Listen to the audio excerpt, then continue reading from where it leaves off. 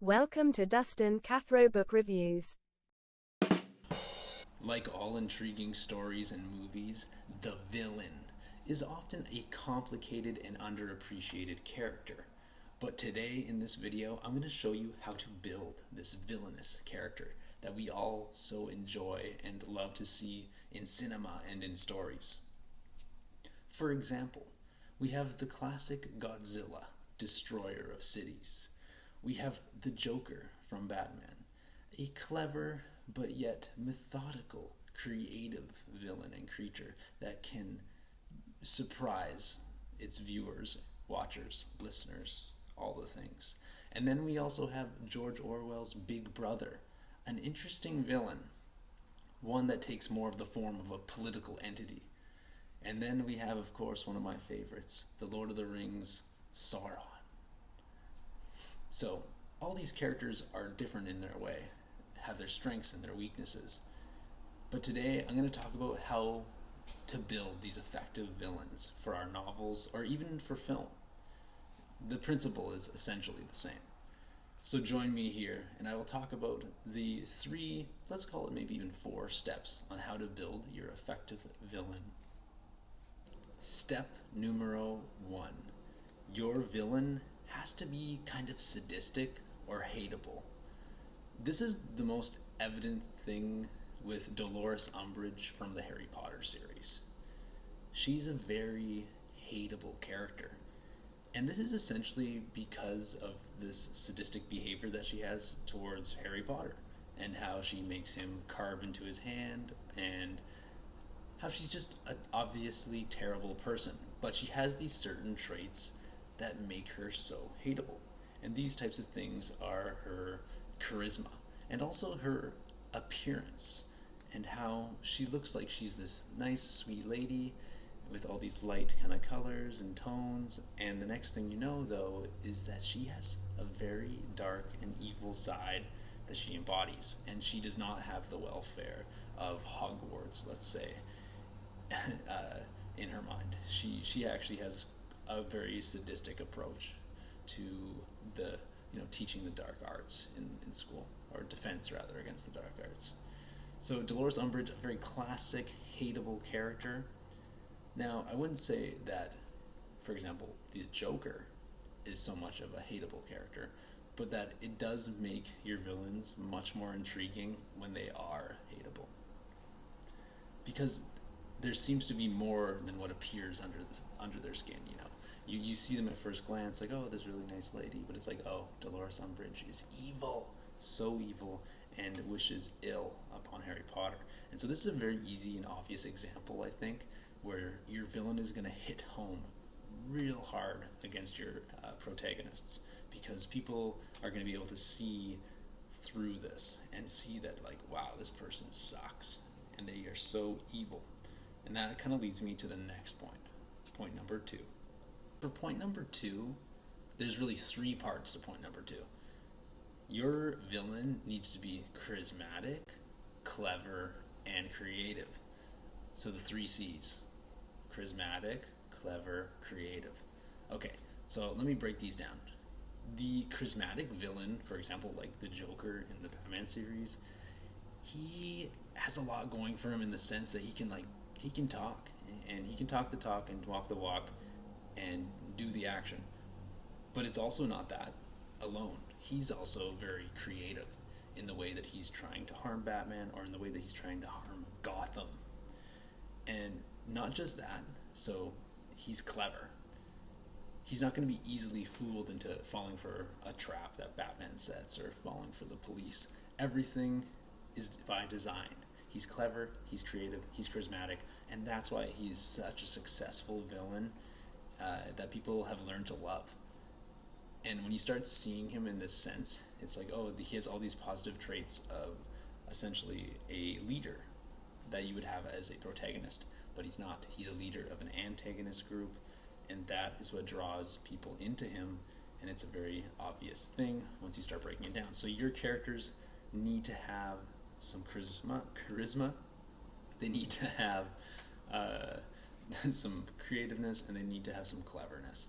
And this will draw the reader or the viewer in, and they will see how important this is for drawing your audience into your book or into understanding what the villain is trying to do or who they are. And so, which that leads me into number 3. For point number 3 in building your villain, it's something also that's obvious, and that's your villain has to embody this reactionary type of behavior. And what I mean by this is they have to do things that normal people who have control of their emotions only fantasize about.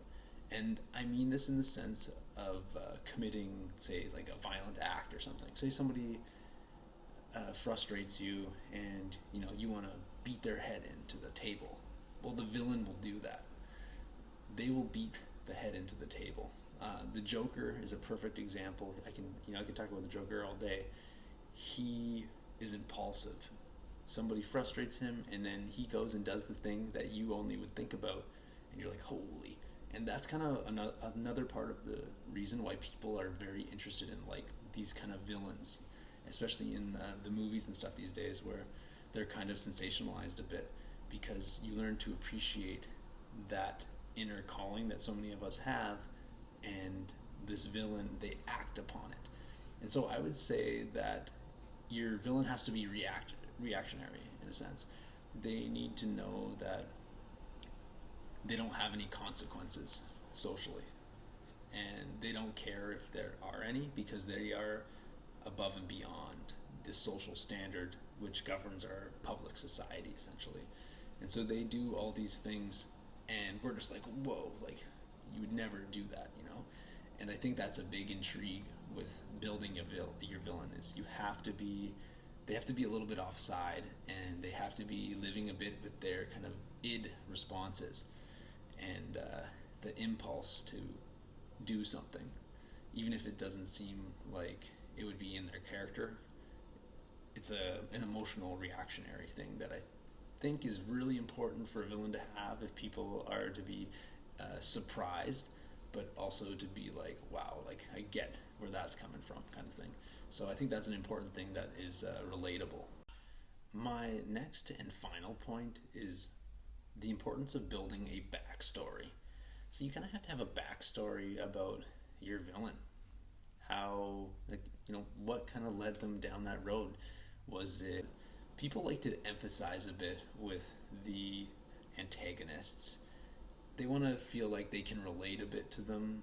And a really common example, back to Harry Potter here, Snape in Harry Potter, he's kind of like this bullied, underappreciated kid growing up in school, and he's like really smart, but everyone takes him for granted, and he's in love with Harry's mom, but doesn't get the girl either, and he just kind of lives in the shadows of the life of other people that are way more successful, I guess, socially than him. And so he's kind of this bullied character, and you can kind of sympathize or empathize with him, that he probably would be a better guy if he was just like more socially accepted, I guess. And so I think you're supposed to have that feeling like, oh, poor Snape, blah blah blah. But I think it's also the same with, like, once again, the character of the Joker. It's like the Joker's not on his meds. Like, he has a mental illness of some kind, and he's not on his meds now, and he's lost his shit, and he is doing things that nobody should be doing out there, and he's causing problems in society. Not to say, like, that's a whole other thing in itself, but he's not on his meds. He's crazy, and look at what is happening. I think another obvious character, too, would be that King Kong, for example. King Kong or Godzilla, these kind of beasts, you can't expect them to know what they're up to. Like, they're confused, and there's helicopters flying around them and bullets flying, and they're getting angry because they only have an emotional response. So those types of villains are more obvious with the beasts and stuff. On, like, no doubt that nothing is going to go well when you try to harm the beast. Think of Jurassic Park, for example. They're dinosaurs. Like, what do you expect they're going to do? They're going to try eating you. Or is it something like Big Brother? How virtue and altruism kind of slid this political entity into this all-powerful tyrannical government, which is an interesting thing in itself as well. So the backstory is really important. Is it 100% necessary? No, but it's a complementary piece that lets people kind of understand where the evil's coming from. And I think that it's an important part of your writing or movie to kind of have an idea on the backstory of the characters, and it makes them seem more real, and it makes them seem more convincing as well. And so I think that this is a big part of building the effective villain, and I think that we shouldn't overlook it.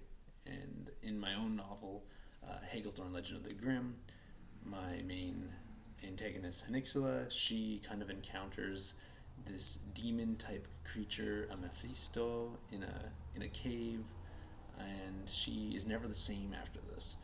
So something happened in there. If you know or not, something happened in there, and she's never been the same.